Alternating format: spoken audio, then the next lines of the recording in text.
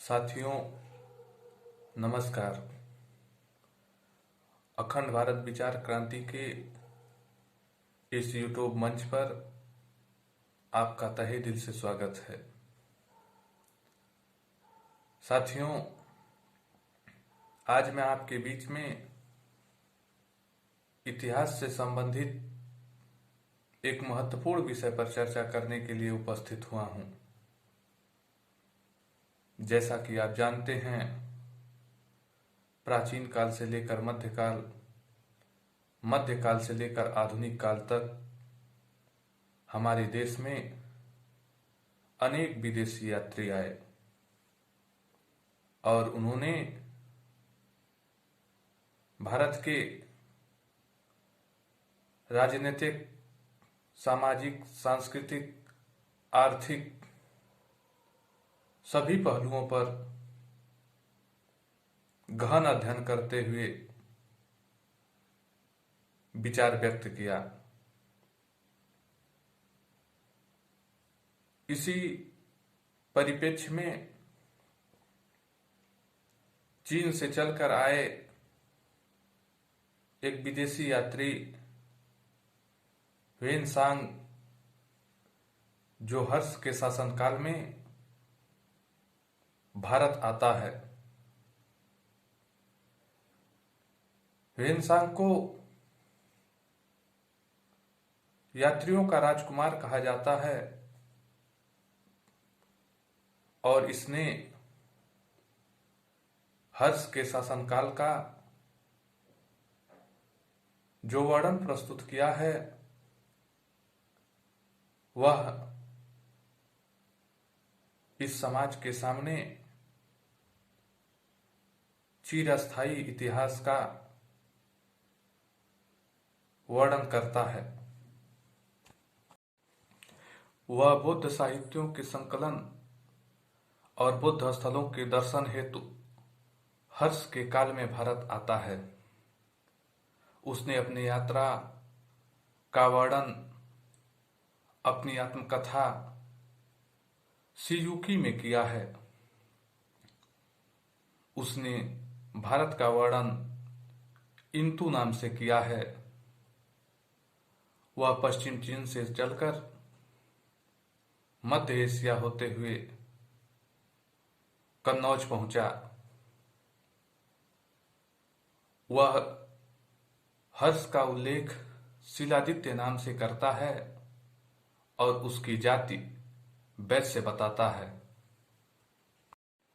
ह्वेनसांग हर्ष के विषय में लिखता है कि हर्ष जितने ही तलवार के धनी थे उतने ही लेखनी के।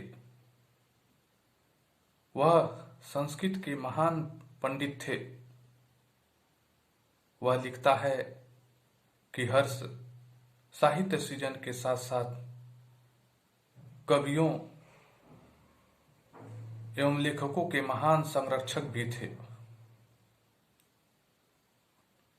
वह यह भी लिखता है कि वह साहित्य सृजन एवं कवियों के संरक्षण हेतु अपनी आमदनी का 1/4 भाग कवियों को पुरस्कृत कर देते थे।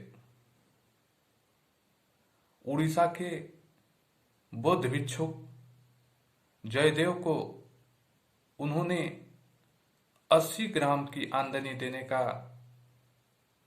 सफल प्रयास किया था, लेकिन जयदेव ने इस आमदनी को कम समझते हुए अस्वीकार कर दिया था।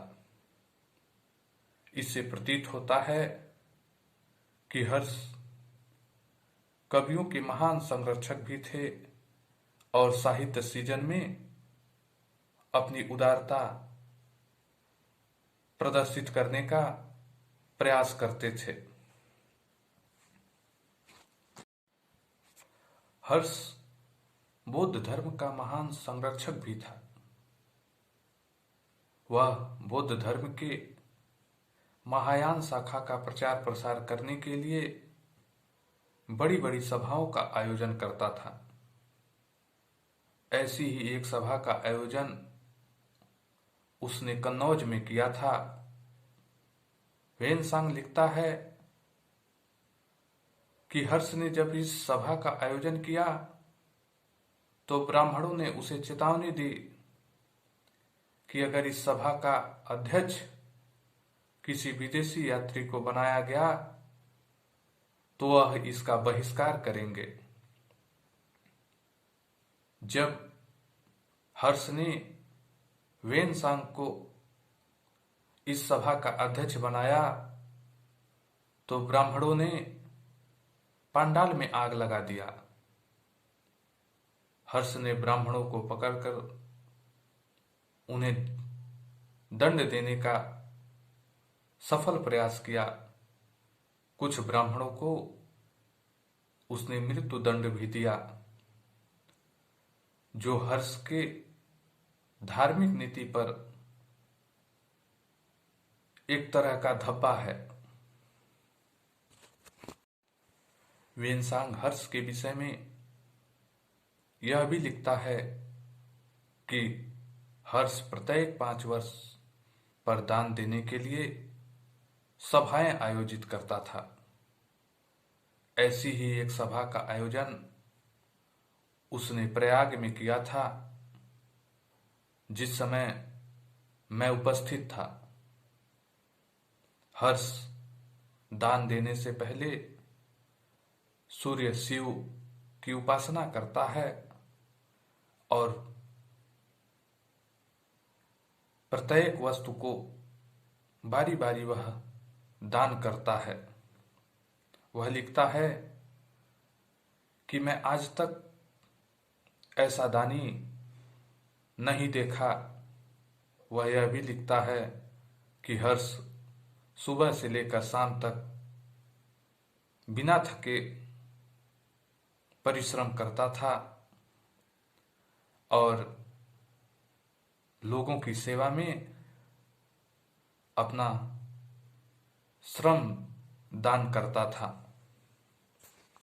वेनसांग भारत की सामाजिक व्यवस्था के विषय में वर्णन करते हुए लिखता है कि यहाँ के लोग बड़े ही उदार थे, अतिथियों का सम्मान करते थे और भारत के समाज में अंतरजातीय विवाह प्रचलित था। बहुविवाह का प्रचलन था। भारत के लोगों में वर्ण व्यवस्था प्रचलित थी। वर्ण व्यवस्था के साथ साथ भारतीय समाज कई जातियों और उपजातियों में विभाजित था।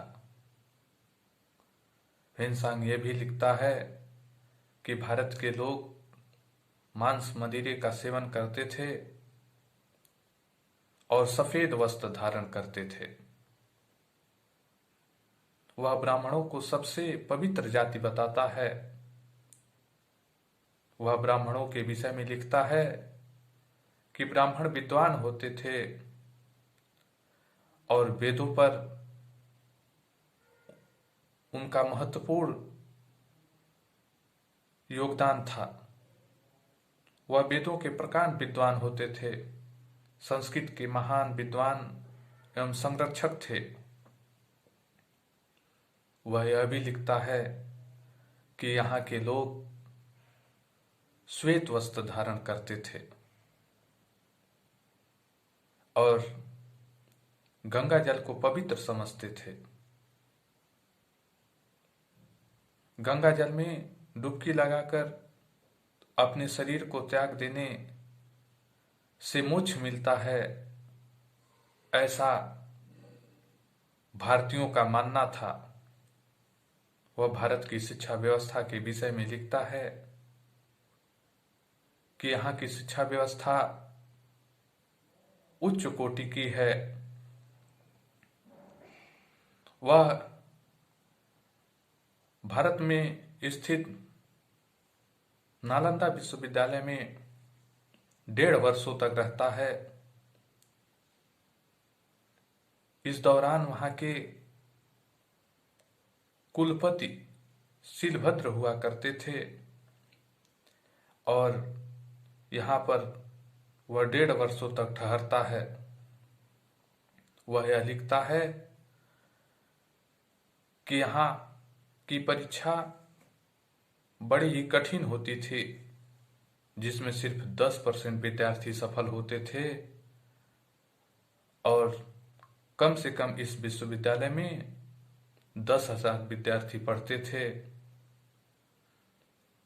साथियों, आज के विषय में बस इतना ही। फिर किसी नए टॉपिक पर किसी दिन मुलाकात करूंगा। तब तक के लिए जय हिंद, जय भारत।